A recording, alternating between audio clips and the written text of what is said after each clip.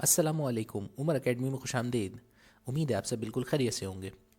तो आज हम आपको कंप्यूटर के क्लास 9 के प्रैक्टिकल्स के हवाले से इन्फॉर्मेशन देंगे कि इस साल के आपके जो प्रैक्टिकल्स होंगे, जैसा कि बोर्ड ऑफिस ने अनाउंस किया है कि इस दफ़ा भी आपके लास्ट ईयर की तरह GW बेसिक के प्रैक्टिकल्स परफॉर्म किए जाएंगे। और जो आपकी कंप्यूटर की न्यू बुक है उसके प्रैक्टिकल्स जो हैं वो इस साल अभी फ़िलहाल इंक्लूडेड नहीं होंगे। तो इंशाल्लाह आने वाले ईयर्स में, नेक्स्ट ईयर में आपकी जो न्यू बुक है उसमें जो प्रैक्टिकल्स दिए हुए हैं वो इंक्लूड किए जाएंगे। तो फिलहाल इस साल के स्टूडेंट्स जो हैं वो पुरानी बुक के प्रैक्टिकल्स परफॉर्म करेंगे। तो इस साल जो बोर्ड ऑफिस ने तब्दीलियां करी हैं आपके प्रैक्टिकल के थोड़े से शेड्यूल के अंदर, पहले आपको वो इन्फॉर्म कर देते हैं, फिर उसके बाद इंशाल्लाह ताला GW बेसिक का इंट्रोडक्शन करेंगे और फिर उसके बाद हम प्रैक्टिकल्स की तरफ चलते हैं। तो इस साल बोर्ड ऑफिस ने जो आपकी तब्दीली की है वो ये करी है कि आपके जो लास्ट टाइम तक टोटल मार्क्स हुआ करते थे वो हुआ करते थे 25, मगर इस ईयर जो प्रैक्टिकल आपके जो कंडक्ट किए जाएंगे तो उसमें जो टोटल मार्क्स हैं वो रिड्यूस करके 15 कर दिए हैं। 60 मार्क्स का आपका थ्योरी का पेपर है और 15 मार्क्स के इस साल प्रैक्टिकल्स होंगे। और उसकी डिस्ट्रीब्यूशन कुछ इस तरह से होगी कि 5 मार्क्स जो है वो आपके फ़ाइल के हैं, 4 मार्क्स जो है वो आपके वाइवा के हैं और बाकी जो है 6 मार्क्स जो हैं आपके वो सोर्स कोड, फ्लो चार्ट और आउटपुट जो आप कंप्यूटर की फ़ाइल बनाते हैं उसके आपके इंक्लूडेड होंगे। जो फाइनल में आपका जो प्रैक्टिकल होता है ना, उसमें जो आप रिटर्न कोड जो लिखते हैं, ये सोर्स कोड उसके 2 मार्क्स हैं, ठीक है ना। बाकी जो फाइल के अंदर जो आप सोर्स कोड और फ्लो चार्ट बनाएंगे उसके मार्क्स तो आपको ऑलरेडी इन 5 मार्क्स में इंक्लूडेड होंगे, मगर ये जो 2 मार्क्स आपके लिखे हुए आउटपुट, फ्लो चार्ट और सोर्स कोड के, ये वो जो आप जिस दिन आपका स्कूल में प्रैक्टिकल कंडक्ट होगा बोर्ड का, ये उसके 6 मार्क्स इंक्लूडेड होंगे। तो सबसे पहले नज़र डालते हैं कि इस साल हमारे पास कौन से जो है प्रैक्टिकल्स इंक्लूड किए गए हैं, कितने प्रैक्टिकल्स हमें परफॉर्म करने हैं और जो हम कंप्यूटर की जो प्रैक्टिकल फाइल बनाएंगे तो उसके लिए हमें कौन कौन से प्रैक्टिकल्स पे वर्किंग करनी है। तो हमारे पास इस टर्म के अंदर भी लास्ट टर्म की तरह जो है टोटल 13 प्रैक्टिकल्स इंक्लूड किए गए। जो हमारे पास्ट ईयर्स में भी जो है जो प्रैक्टिकल्स की सीक्वेंस थी वही सेम सीक्वेंस है, वही सेम टॉपिक्स हैं, तो कुछ भी उसमें चेंजिंग नहीं आई है। अब प्रैक्टिकल फाइल का वर्क करने के लिए सबसे पहले तो ये है कि आप जो है मार्केट से किसी भी स्टेशनरी शॉप से एक ब्लैंक कंप्यूटर की जो फ़ाइल होती है वो ख़रीद लें। वो बिल्कुल एक टेम्पलेट की तरह काम करती है। उसके अंदर सिर्फ जो है आपके पास पेजेस सीक्वेंस से लगे हुए होते हैं, बाकी उसके ऊपर return working, flow chart, coding वगैरह वो आपने खुद से करनी होती है। तो एक ब्लैंक टेम्पलेट फ़ाइल आप किसी भी स्टेशनरी शॉप से कंप्यूटर फ़ाइल कह के परचेज़ कर सकते हैं।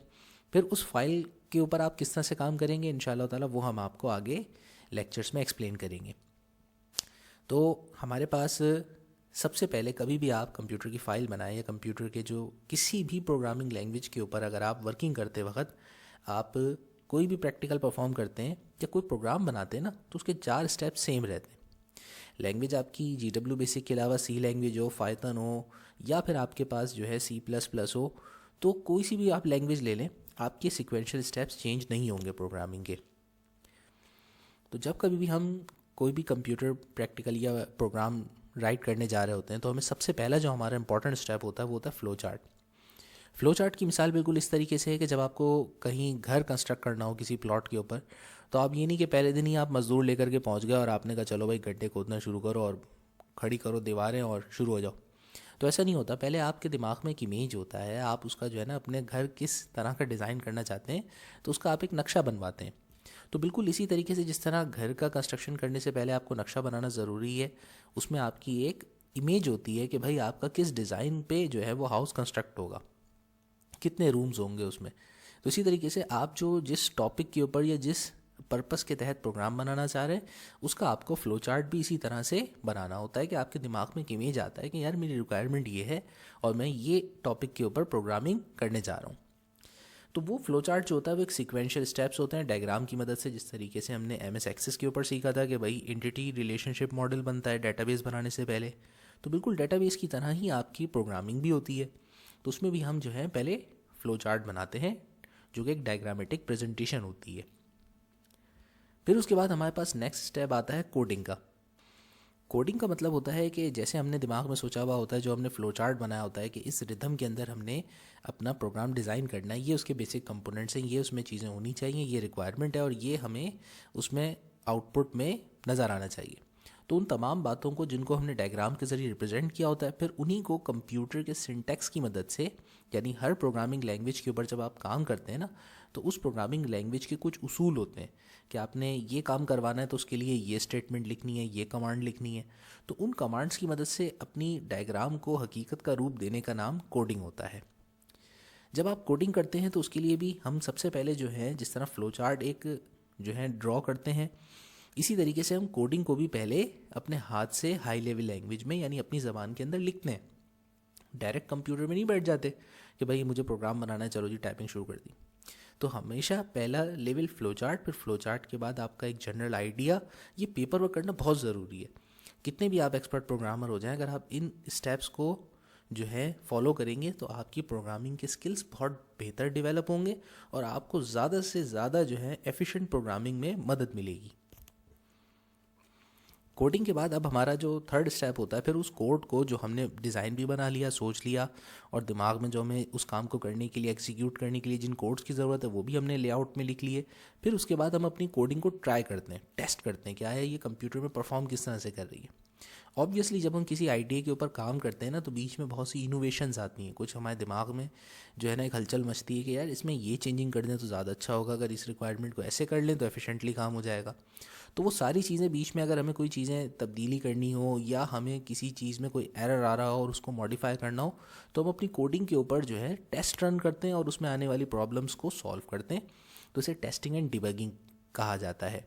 ये वो स्टेप है जो आप एक्चुअली प्रोग्रामिंग लैंग्वेज के ऊपर, यानी कि कंप्यूटर पे प्रैक्टिकली परफॉर्म करेंगे। फिर जब टेस्ट और डिबगिंग करने के बाद आपका प्रोग्राम हर लिहाज से ओके होगा, बिल्कुल सही जैसा आप चाह रहे थे वैसा ही आपको रिज़ल्ट दे रहा है, तो फिर उसके बाद आप जो है उसका जो भी रिज़ल्ट है उसको प्रिंट कर लेंगे, जिसको आउटपुट कहते हैं। तो वो तमाम बच्चे जिनको प्रोग्रामिंग में इंटरेस्ट है या इस सब्जेक्ट को पढ़ने के बाद आगे चल के इंशाल्लाह उनको आगे कंप्यूटर प्रोग्रामिंग के सेक्टर में ज़्यादा जाने का इरादा है, तो वो जो है हमेशा याद रखें कि ये 4 स्टेप्स जो हैं, लैंग्वेज भले से कोई सी भी हो, लेकिन काम करने का जो एक स्टैंडर्ड प्रोटोकॉल है, जो तरीका है, वो ये 4 स्टेप्स इसी सीक्वेंस से आते हैं।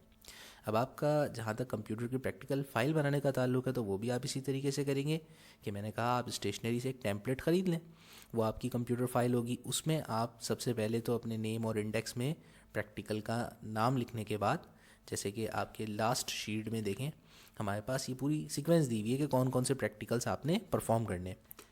तो सबसे पहले आपने जो सा प्रैक्टिकल आप परफॉर्म कर रहे हैं, उस प्रैक्टिकल का आप जो है पूरा ये स्टेटमेंट लिखेंगे कि भाई ये ऑब्जेक्ट है मेरा, मुझे ये परफॉर्म करना है। फिर ये ऑब्जेक्ट लिखने के बाद जो है आपका नेक्स्ट स्टेप वही फ्लो चार्ट बनाने का होगा कि उस प्रैक्टिकल से रिलेटेड फ्लो चार्ट बनाएंगे। फिर उसकी फ्लो चार्ट के बाद जो नेक्स्ट पेज होता है, जिसको सोर्स प्रोग्राम कहा जाता है, उसकी एक साइड पर आप अपने हाथ से कोडिंग लिखेंगे। फिर उस कोडिंग के बाद उसको जो है कंप्यूटर पे आप कोडिंग को लिख करके टेस्ट करेंगे। आपका प्रोग्राम ओके होता है, रन करता है, तो फिर आप उसका जो है कंप्यूटर से उस प्रोग्राम को जो आपने टाइप किया उसकी लिस्ट और साथ साथ उसका जो रिज़ल्ट है, आउटपुट, वो सब आप प्रिंट करवाएंगे। अब आगे चल करके हम आपको ये बताते हैं कि आप जो हैं ये सारी चीज़ें प्रैक्टिकली परफॉर्म कैसे करेंगे। तो हमें ये सारा काम जो करने को दिया गया है वो दिया गया है GW बेसिक लैंग्वेज के ऊपर। GW बेसिक जो है वो एक हाई लेवल लैंग्वेज है। इस प्रोग्रामिंग लैंग्वेज को डेवलप करने वाले जो प्रोग्रामर्स थे उनका नाम था जॉर्ज कैमेने और साथ में थॉमस कर्ट्स थे। इन्होंने ये प्रोग्रामिंग लैंग्वेज अमेरिका के अंदर 1964 में डेवलप की थी और ये दोनों माइक्रोसॉफ्ट कॉरपोरेशन के लिए काम किया करते थे। GW बेसिक जो है उसकी फुल फॉर्म जो है बेसिक, एक्चुअली जो हमारी प्रोग्रामिंग लैंग्वेज है, और उस बेसिक का जो मतलब है वो होता है beginners all purpose symbolic instruction code, कि यानी कि ये एक बहुत ही ईजी लैंग्वेज है जो कि नॉर्मली तौर पर कंप्यूटर के जो बिगिनर्स हैं, बहुत ज़्यादा एक्सपर्ट भी ना हो, लेकिन इसको बहुत आसानी से सीख करके इसके ऊपर आप इंस्ट्रक्शंस को फॉलो करके मुख्तलिफ़ किस्म की प्रोग्रामिंग क्रिएट कर सकते हैं। तो आप इसके ऊपर GW बेसिक वैसे बहुत क्रिएटिव लैंग्वेज है और उस पर बहुत कुछ क्रिएटिव काम किया जा सकता है। आप इसके ऊपर गेम्स बना सकते हैं, आप इसके ऊपर म्यूज़िक प्ले कर सकते हैं, कोई पियानो का प्रोग्राम बना सकते हैं। लेकिन अनफॉर्चुनेटली हमारे सिलेबस के अंदर हमारे हाथ पैर बंधे हुए हैं, तो हम बहुत ही लिमिटेड वे में जो कहा गया है सिर्फ वही आपको परफॉर्म करके दिखाएंगे। अच्छा, बेसिक के साथ जो ये शुरू में GW लिखा हुआ है, इसका क्या मतलब है भाई? GW की दो एक्सप्लेनेशंस हैं। एक तो उसके लिए गी विस का वर्ड ज़्यादातर कॉमनली यूज़ किया जाता है कि ये फुल फॉर्म है गी विस की, जिसका मतलब होता है सरप्राइज, इट्स बेसिक लैंग्वेज। और दूसरा जो इसकी एक्सप्लेनेशन दी जाती है वो ये कि जो है माइक्रोसॉफ्ट के उस वक्त के जो चीफ सॉफ्टवेयर आर्किटेक्चर थे उनका नाम था ग्रे विटन, जिन्होंने आगे चल कर के इसका जो है ट्रांसलेटर भी बेसिक लैंग्वेज का बनाया था। तो GW बेसिक उनको भी रिप्रेजेंट करने के लिए GW का जो है एक्रोनियम यूज़ किया जाता है। खैर बहरहाल, आपने उन दो बंदों को जिन्होंने ये डेवलप करी है लैंग्वेज उनको देखा नहीं होगा, तो हम उनकी शक्लें भी दिखा दें। तो ये जो आपको जो है लेफ़्ट साइड पर नज़र आ रहे हैं ये हैं जॉर्ज कैमेने, और जो राइट साइड पर नज़र आ रहे हैं ये हैं थॉमस यूजीन कर्ट्स। अच्छा भाई, अब चलते हैं GW बेसिक के प्रोग्रामिंग की तरफ। तो GW बेसिक की डेप्थ तो बहुत बड़ी है, लेकिन हमें अपने सिलेबस के दायरे में रहते हुए काम करना है। तो हम आपको जो है डायरेक्ट प्रोग्राम्स सिखाते हैं और प्रोग्राम्स के साथ प्रैक्टिकली तौर पे करके सारे कंसेप्ट्स को आपको जो है इंशाल्लाह ताला एक्सप्लेन करेंगे। क्योंकि इंसान थ्योरेटिकली कम सीखता है, प्रैक्टिकल परफॉर्म करके जो है वो इंसान की अप्रोच ज़्यादा क्लियर हो जाती है।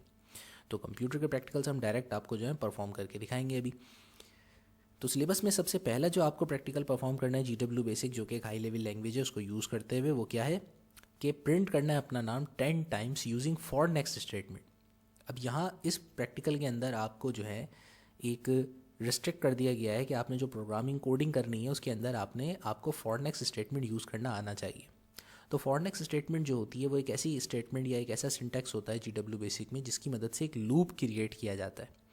आप जैसे देख सकते हैं कि हमें 10 दफ़ा नाम प्रिंट करना है, तो अब हम 10 दफ़ा अपना नाम लिखेंगे, ये तो बड़ी बेवकूफ़ी वाली बात है। तो कंप्यूटर को क्यों ना कोई ऐसा एक इंस्ट्रक्शन दे दी जाए कि 10 या 100 या 1000 दफ़ा वो जो है हमारा नाम प्रिंट कर सके उस एक कोड की मदद से। तो वो कोड हमें क्रिएट करना है फॉर नेक्स्ट स्टेटमेंट की मदद से।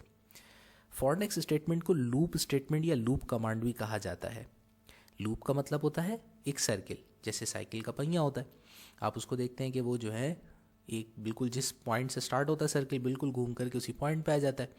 तो बिल्कुल इसी तरीके से लूप स्टेटमेंट का भी ये मतलब होता है कोई ऐसी चीज़ जो बार बार रिपीटिशन कर रही हो, तो वो लूप स्टेटमेंट कहलाती है। अभी हमें फर्स्ट प्रैक्टिकल जो है उसका जो ए पार्ट है वो फॉर नेक्स्ट के लूप से परफॉर्म करना है। तो बिस्मिल्लाह पढ़ते हैं। अब हमने क्या स्टेप सिखाया था, सबसे पहले प्रोग्राम में कोडिंग से पहले सबसे पहले एक फ्लो चार्ट बनाया जाता है। तो हम इस प्रैक्टिकल का बनाते हैं सबसे पहले फ्लो चार्ट। जब भी कभी कोई प्रैक्टिकल प्रोग्राम स्टार्ट किया जाता है तो हमेशा सबसे पहले जो होता है वो एक स्टार्टिंग टर्मिनल बनाया जाता है। तो ये जो आपने एक ओवल शेप का जो बॉक्स बनाया है इसको स्टार्ट टर्मिनल भी कहते हैं। इसी टर्मिनल को हम किसी भी प्रोग्राम की स्टार्टिंग के वक्त और एंडिंग के वक्त यूज़ करते हैं, शो करने के लिए कि भाई प्रोग्राम स्टार्ट हो रहा है या एंड हो रहा है। स्टार्टिंग के बाद सबसे पहले हमारे दिमाग में लॉजिकली क्या कंसेप्ट आता है कि हम जो प्रैक्टिकल परफॉर्म कर रहे हैं ऑब्वियसली उसकी हमें हेडिंग प्रिंट करनी चाहिए।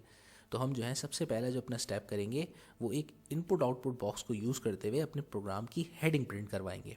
ठीक है, ताकि जो भी चीज़ हमारी प्रिंट हो उसके ऊपर हेडिंग भी आ रही हो कि हमने क्यों प्रिंट करवाया। क्यों? क्योंकि हमारा टास्क यही था कि 10 दफ़ा फॉर नेक्स्ट स्टेटमेंट से आपने अपना नाम प्रिंट करवाना है। ये जो बॉक्स आपको नज़र आ रहा है इसको कहते हैं input and output box, short में IO बॉक्स कह लें। इनपुट जब कभी कंप्यूटर के अंदर कोई क्वेश्चन की स्टेटमेंट एंटर करेंगे, जैसे कि हम चाहें कि नाम हमसे पूछा जाए, ना कि हम खाली मेंशन कर दें, बल्कि पहले वो हमसे पूछे, तब भी हम इनपुट कमांड देने के लिए भी यही जो है बॉक्स यूज़ करेंगे डिज़ाइनिंग के अंदर। और जब हमें किसी चीज़ को प्रिंट करवाना होगा कि कंप्यूटर फाइनल उसको आउटपुट को प्रिंट करके दिखाए, तब भी हम आउटपुट के लिए भी यही बॉक्स यूज़ करेंगे। साथ में हमें ये जो एरो नज़र आ रहा है कनेक्टिंग एरो, ये हमें नेक्स्ट प्रोसेस की तरफ जाने के लिए शो करना होता है। अब उसके बाद हमारे पास थर्ड जो स्टेप होगा वो क्या होगा कि भाई हमने जो कि सबसे पहले हम चाहते हैं कि नाम हमसे पूछा जाए। तो हेडिंग प्रिंट करने के बाद हमसे ये पूछे कि भाई आपका नाम क्या है, हम उसे नाम बताएंगे। और फिर जब हम नाम बता देंगे उसको तो फिर उसके बाद वो उस नाम को एक दफ़ा प्रिंट नहीं करवाना, वरना हम अगले ही स्टेप में प्रिंटिंग की जो है ना कमांड दे देते। हमें वो काम कितनी दफ़ा करवाना है? 10 दफ़ा। और करवाना भी हमें फॉर नेक्स्ट लूप की मदद से। तो फॉर नेक्स्ट लूप को इंसर्ट करने के लिए जैसे कि आप देख सकते हैं ये जो मैंने बॉक्स बनाया है इस बॉक्स को कहते हैं pre defined process box. Pre defined process box जो होता है ये किसी भी किस्म की प्रोसेसिंग लूप क्रिएटिंग के लिए यूज़ किया जाता है, या इसके अंदर कोई भी आप इंफॉर्मेशन कोई वेरिएबल के अंदर वैल्यू स्टोर कर सकते हैं। अब आप कहेंगे वेरिएबल्स क्या होते हैं? देखें, हमने लास्ट टाइम तक जब कंप्यूटर के डाटा के बारे में और डेटाबेसेस के बारे में पढ़ा था तो हमने डाटा की मुख्तलिफ टाइप्स बताई थी। न्यूमेरिक डाटा होता है, अल्फ़ाबेटिक डाटा होता है। हमारे पास मैथमेटिक्स के अंदर कुछ नंबर्स होते हैं जो कि फ़िक्स्ड वैल्यू को शो करते हैं। जैसे अगर मैंने यहाँ 10 लिखा हुआ है तो ये 10 अपनी ही वैल्यू को शो कर रहा है। 10 का मतलब ये नहीं है कि 10 9 को शो कर रहा हो या 8 को शो कर रहा हो। हाँ, अलबत्ता यहाँ जो मैंने लिखा हुआ है ए इज़ इक्वल्स टू, ये एक एक वेरिएबल है। इस ए के अंदर ए अपने आप को ए के ज़रिए रिप्रेजेंट कर रहा है, लेकिन मैथमेटिक्स में इस ए को वेरिएबल के तौर पे जब यूज़ किया जाता है तो इसके अंदर कोई भी वैल्यू स्टोर की जा सकती है। इसके अंदर नंबर 10 भी सेव किया जा सकता है, 2 भी किया जा सकता है, और इनफाइनाइटी तक आप जितने चाहें इसके अंदर नंबर्स स्टोर कर सकते हैं। तो मैथ्स में इस्तेमाल होने वाले तमाम एक्स वाई जेड जो होते हैं वो सारे वेरिएबल्स कहलाते हैं, और जहाँ जहाँ हमारे पास नंबर्स लिखे हुए होते हैं उनको हम कॉन्स्टेंट्स कहते हैं। तो बिल्कुल सेम वही चीज़ें हैं GW बेसिक के अंदर भी यूज़ होंगी कि भाई ये जहाँ कहीं आप किसी वैल्यू को किसी अल्फ़ाबेट में स्टोर करवाएंगे तो अल्फ़ाबेट वेरिएबल्स कहलाएगा, और जितने भी नंबर्स मेंशन होंगे वो सारे कॉन्स्टेंट्स होते हैं। अब उसके बाद हमने यहाँ पर स्टोर क्या करवाया, 1 से लेकर 10 तक वैल्यू। वो इसलिए स्टोर करवाई है क्योंकि हमें नाम 10 टाइम्स प्रिंट करना है। उसके बाद जब हम बीच में लूप क्रिएट कर देंगे तो उसके बाद हम उसको क्या इंस्ट्रक्शन देंगे कि भाई 1 से 10 टाइम तक लूप क्रिएट हो गया, अब मेरा नाम जो तुम्हें इनपुट दिया था उसको प्रिंट करो। तो ये लूप स्टार्ट हो गया, अब ये फर्स्ट टाइम मेरा नेम प्रिंट कर देगा। फिर उसके बाद दोबारा से नेक्स्ट स्टेटमेंट में उसको क्या दूंगा, एक प्रोसेस दूंगा कि वापस ऊपर जाओ। तो वापस ऊपर जाएगा, अब पहली दफ़ा नाम प्रिंट कर चुका है, दोबारा ऊपर जाएगा। ए की वैल्यू फर्स्ट टाइम जो थी वो स्टार्टिंग क्या थी, 1 थी। अब ये दोबारा जब ऊपर जाएगा तो नेक्स्ट वैल्यू की तरफ जाएगा। तो 1 के बाद नेक्स्ट वैल्यू जो होगी इसके अंदर स्टोर वो होगी 2, और ये काम फिर दोबारा से नीचे आएगा, नाम प्रिंट करेगा। फिर उसके बाद नेक्स्ट स्टेटमेंट में दोबारा ऊपर जाएगा, फिर 2 के बाद 3, फिर नीचे, इस तरह से करते करते जब तक लास्ट तक ये नहीं चला जाता। 10th लास्ट वैल्यू है क्योंकि मैंने स्टार्टिंग 1 से करी है, एंडिंग कहाँ तक, 10 तक रखी है। तो जब 10 टाइम प्रिंट नेम करके ये नीचे आएगा तो मेरी चूँकि ये वैल्यू कंप्लीट हो चुकी हैं तो फिर वो प्रोग्राम को एंड कर देगा। उसके बाद फर्दर मैंने इसको कोई इंस्ट्रक्शन नहीं दी है तो वो प्रोग्राम हो जाएगा दी एंड। ठीक है भाई, तो ये हमारा डिज़ाइन है। फॉर नेक्स्ट स्टेटमेंट के ज़रिए हम ये काम इस तरह से परफॉर्म करेंगे। तो अब चलते हैं, हम आपको जो है ये प्रोग्राम जिसका हमने फ्लो चार्ट बनाया है, अब इसको जो है GW बेसिक प्रोग्रामिंग लैंग्वेज पे टाइप करके दिखाते हैं कि इसका सोर्स कोड आप किस तरीके से बनाएंगे। अच्छा, एक इंटरेस्टिंग इन्फॉर्मेशन, GW बेसिक जो है हमारी वो 1964 में डेवलप हुई थी वो लैंग्वेज। तो उस वक्त हमारे पास जो विंडोज़ के जो प्लेटफॉर्म थे वो इतने ज़्यादा डेवलप्ड GUI इंटरफेस वाले बिल्कुल नहीं थे। तो हमारे पास उस वक्त कमांड लाइन या टेक्स्ट बेस्ड इंटरफेस यूज़ होती थी। तो GW बेसिक जो प्रोग्राम है वो ज़्यादा से ज़्यादा मैक्सिमम विंडोज़ XP के साथ कंपेटेबल होता है कि उसके ऊपर जो है इसको आप रन कर सकते हैं। लेकिन GW बेसिक प्रोग्राम को उससे हायर वर्जन्स पर विंडोज़ के विंडोज़ 7, 8, 9 पर या 10 पे आप यूज़ नहीं कर सकते। तो अगर किसी के पास विंडोज़ 10 है या विंडोज़ 7 है तो वो भूल जाए, या विंडोज़ 8 वाले भी भूल जाएँ, तो आपका बेसिक का प्रोग्राम डायरेक्टली तो रन नहीं होगा। तो आपको ज़रूरत पड़ेगी एक सॉफ्टवेयर की जिसको हम इम्यूलेटर भी कहते हैं। इम्यूलेटर एक ऐसा सॉफ्टवेयर होता है जिसकी मदद से आप किसी भी लो एंड, जो कि हमारे पुराने जो सॉफ्टवेयर्स होते थे जिनके इन्वायरमेंट या प्लेटफॉर्म डिफरेंट हुआ करते थे, डॉस बेस हुआ करते थे, उनको आप हमारे आज के दौर के जो है जो डेवलपमेंट के जो इन्वायरमेंट्स हैं हमारे सॉफ्टवेयर के, उनके ऊपर भी उन सॉफ्टवेयर्स को रन कर सकते हैं। तो बहुत से हमारे पास जो ओल्ड एज के जो विंटेज टाइप के जो गेम्स होते हैं तो उनके लिए भी जो है हम जो गेमिंग के स्टूडेंट्स वगैरह हैं उनको अच्छी तरह पता होगा कि डॉस बॉक्स वगैरह यूज़ करके हम उन पुराने गेम्स को चला सकते हैं। तो इसी तरीके से हम जो है हमारे पास एक सॉफ्टवेयर है PC बेसिक के नाम से। तो PC बेसिक जो है वो एक इम्यूलेटर सॉफ्टवेयर है जो कि आपके जो मॉडर्न PCs होते हैं इनके ऊपर एक इन्वायरमेंट क्रिएट करता है जिसके ऊपर आप बेसिक की प्रोग्रामिंग कर सकते हैं। तो जब आपके पास PC बेसिक आपको नेट से फ्री में डाउनलोड भी हो जाएगा, और मैं अपनी वीडियो के एंड में इसका एक लिंक भी आपको जो है शेयर कर दूंगा कि आप उसको फ्री में डाउनलोड कर सकते हैं। तो PC बेसिक आप जो विंडोज़ 7 और विंडोज़ 8 और 10 वाले जो यूज़र्स हैं वो पहले डाउनलोड कर लें, उसके बाद फिर आप इसके ऊपर अपनी बेसिक की प्रोग्रामिंग स्किल्स की प्रैक्टिस करिएगा। तो जब आप GW बेसिक स्टार्ट करते हैं तो सबसे पहले आपके सामने जो है जो डिस्प्ले स्क्रीन नज़र आ रही होती है GW बेसिक की, उसमें उसका GW बेसिक का वर्जन और उसमें मेमोरी के कितने बाइट्स अवेलेबल हैं वो सारे फ्री रैम के बाइट्स डिस्प्ले करता है। इसी तरह हमारे पास डिस्प्ले स्क्रीन में सबसे लास्ट में अगर आप देखें तो यहाँ बहुत सारे जो है कमांड्स नज़र आ रही हैं, उसके आगे नंबर्स लिखे हुए हैं, ये कहलाती हैं फंक्शनल कीज़। तो ये आपको रिमाइंड कराने के लिए होता है कि आपके पास जो है कौन कौन से शॉर्टकट्स मौजूद हैं फंक्शनल कीज़ को यूज़ करने के। तो अगर आप ये 1 नहीं प्रेस करना, आपने इसकी जगह प्रेस करना है F1। तो अगर आप F1 लिखेंगे तो आपको देखें टाइप नहीं करना पड़ेगा, डायरेक्ट जो है वो लिस्ट कमांड आपके सामने लिखी हुई आ जाएगी। इसी तरह से अगर आपने रन कमांड इंटर करनी है तो आप रन कमांड के लिए F2 प्रेस करें, वो रन लिखा हुआ आ जाएगा, डायरेक्ट उसको एग्जीक्यूट कर देगा। इसने सिंटैक्स एरर दे दिया। देखें, सिंटैक्स एरर तब आता है जब हम कोई ऐसी गलत कमांड लिख के इसको हुक्म दें जो इसके पास मेमोरी में सेव नहीं होती, या जो कोई GW बेसिक के एनवायरनमेंट की एक्चुअल कमांड नहीं होती। यानी अगर आप इसको लिख करके भेजेंगे कि भाई चाय ले आओ, तो ये चाय बिल्कुल नहीं लेके आएगा। क्यों? क्योंकि ऐसा कोई काम जो है इसमें नहीं होता। तो आप इस किस्म की चीज़ें टाइप करें जो उसके सिंटैक्स ना हो प्रोग्राम के, तो वो ये एग्जीक्यूट नहीं करेगा। उसकी जगह क्या लिख के दे देगा? सिंटैक्स एरर, कि ऐसी कोई कमांड, कोई सिंटैक्स अवेलेबल नहीं है। चले मैं इसको कहता हूँ कि स्क्रीन साफ़ कर दो, तो मैं स्क्रीन साफ़ करने के लिए भी लिखता हूँ स्क्रीन क्लियर कर दो। तो ये इसको भी अभी भी एग्जीक्यूट नहीं करेगा। क्यों? क्योंकि ये काम ये करने के लिए ये सिंटैक्स सही नहीं है। अब देखें, अब मैंने CLS लिख के एंटर किया, स्क्रीन क्लियर हो गई। तो CLS एक कमांड है जिसका काम ही स्क्रीन क्लियर करना होता है। इसके अलावा कुछ और लिखूंगा तो वो एग्जीक्यूट नहीं करेगा, बल्कि सिंटैक्स एरर दे देगा। तो यही जो चीज़ें होती हैं कि किसी काम को करने के लिए जो पर्टिकुलर वर्डिंग्स यूज़ होती है, वो इसकी सिंटैक्स या इसकी प्रोग्रामिंग की ग्रामर कहलाती है। अब जब कभी भी कोई प्रोग्राम हम टाइप कर रहे होते हैं तो हम प्रोग्रामिंग इनडायरेक्ट मोड में करते हैं। देखिए, अगर मैं 10 लिख करके CLS लिखता हूँ तो अब मैं एंटर करूँगा तो इसने स्क्रीन को क्लियर नहीं किया। क्यों? क्योंकि CLS से पहले 10 लिखा हुआ है। तो ये कहलाता है इनडायरेक्ट प्रोग्रामिंग मोड। और जब बिना किसी लाइन नंबर के डायरेक्टली कमांड लिख के एंटर करता हूँ तो वो कहलाता है डायरेक्ट प्रोग्रामिंग मोड। तो थोड़ा टाइम सेव करने के लिए मैंने जो है ये सारी कोडिंग जो है वो टाइप कर दी है, और फिर जो है अब आपको एक्सप्लेन करता हूँ कि किस तरीके से आप जो है इसी तरह से टाइप करके इस प्रोग्राम को रन करेंगे। अच्छा, अब आपके दिमाग में सवाल आएगा कि ये हम जो नंबरिंग करते हैं लाइन की, ये 10, 20, 30 करके क्यों करते हैं? हम इसको 1, 2, 3 करके क्यों नहीं करते? तो ये एक छोटी सी कन्वेंशन है कि जब भी हम प्रोग्राम टाइप कर रहे होते हैं तो लाइन नंबर जो होता है वो हमारे पास 10 के गैप से इसलिए रखते हैं क्योंकि अगर कभी हमें प्रोग्राम के अंदर कोई मॉडिफिकेशन करनी हो तो हम वो मॉडिफिकेशन करने के लिए हमारे पास बीच में लाइंस एक्स्ट्रा अवेलेबल हो। ठीक है भाई। तो अगर मैं जैसे कि नीचे कोई स्टेटमेंट लिखता हूँ यहाँ पर कि भाई लाइन में जैसे मिसाल के तौर पे 20 और 30 के दरमियान 21 पर जो है CLS की कमांड आ जाए, तो जब मैं ये लिख करके एंटर करूँगा और दोबारा से F1 करके एंटर करूँगा तो वो जो मैंने बीच में लिखी थी ना लाइन, वो देखें अब वो मेरे प्रोग्राम का हिस्सा हो गई। तो ये एक्स्ट्रा गैप हम छोड़ते इसीलिए हैं ताकि अगर हमें प्रोग्राम में मॉडिफिकेशन करनी हो या हमें जो है कोई प्रोग्राम के अंदर कोई चीज़ को एडिट करना हो और लाइंस एक्स्ट्रा ऐड करनी हो तो गैप होगा ना, तो प्रोग्राम एक्स्ट्रा एक्सपेंड किया जा सकता है।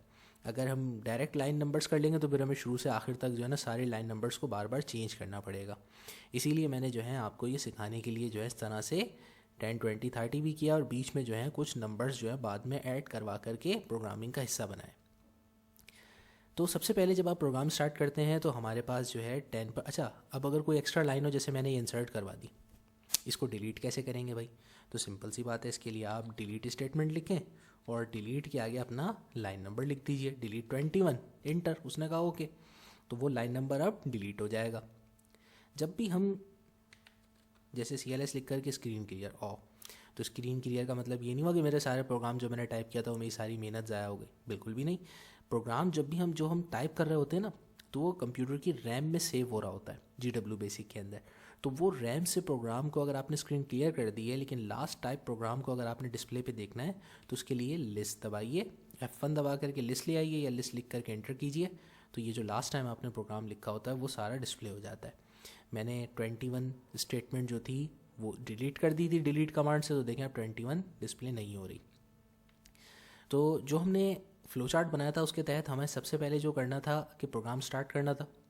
रैम कमांड जो होती है सिर्फ और सिर्फ एक टाइटल का काम कर रही होती है, जैसे कि हमारे पास यहाँ पे टैग नज़र आ रहा है ना, ये हमें टाइटल बार पे PC बेसिक, बिल्कुल उसी तरह से टाइटल का काम करती है रैम कमांड। इसके अलावा इसका कोई फंक्शन नहीं होता, अगर ना भी लिखें तो भी फ़र्क नहीं पड़ेगा। फिर उसके बाद सबसे पहले हमने कहा था कि हम चाहते हैं कि हमारे प्रोग्राम में हेडिंग प्रिंट हुई भी नज़र आए, तो मैं लिखूँगा प्रिंट, साथ में स्पेस छोड़ के इन्वर्टेड कॉमा, और इन्वर्टेड कॉमा के अंदर जो चीज़ लिखेंगे जैसे लिखेंगे वैसी की वैसी ही कंप्यूटर उसको प्रिंट करके स्क्रीन पे दिखा देगा।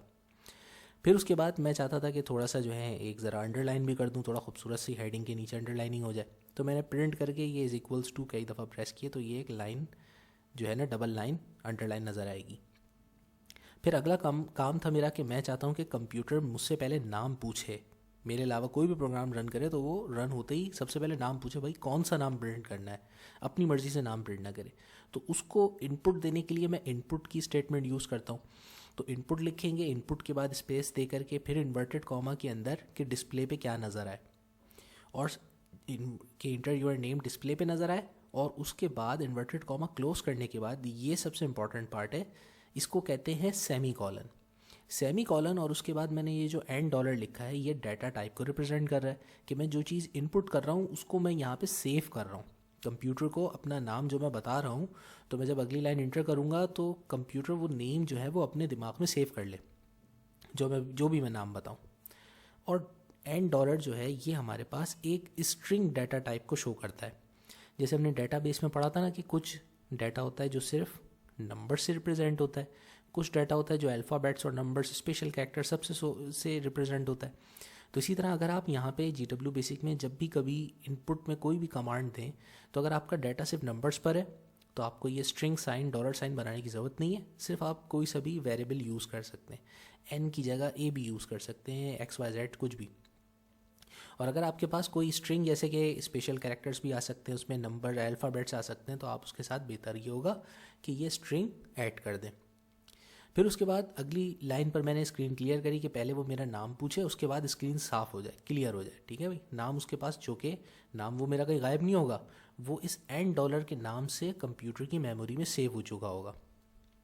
फिर स्क्रीन क्लियर करने के बाद वो हेडिंग दे दोबारा से, जो मैंने ऊपर हेडिंग लिखी हुई थी कि भाई ये नाम मेरा 10 दफ़ा प्रिंट करना है फॉर नेक्स्ट स्टेटमेंट से, और अंडरलाइन करना है। फिर उसके नीचे जो है वो हमेशा वो हमारा जो लूप था फॉर नेक्स्ट का, वो वाला लूप हमने क्रिएट किया है। ये कमांड मैंने इसलिए रिपीट करी है यहाँ पे 2 प्रिंट की, क्योंकि इंटर योर नेम के बाद जब मैंने CLS कमांड इंसर्ट करी तो वो जो है इनपुट के बाद स्क्रीन क्लियर हो जाएगी। और अगर मैं दोबारा हेडिंग नहीं डालूंगा तो सिर्फ 10 दफ़ा एक पेज पे नाम लिखा हुआ आएगा, कोई टाइटल तो आएगा नहीं, तो अच्छा नहीं लगेगा।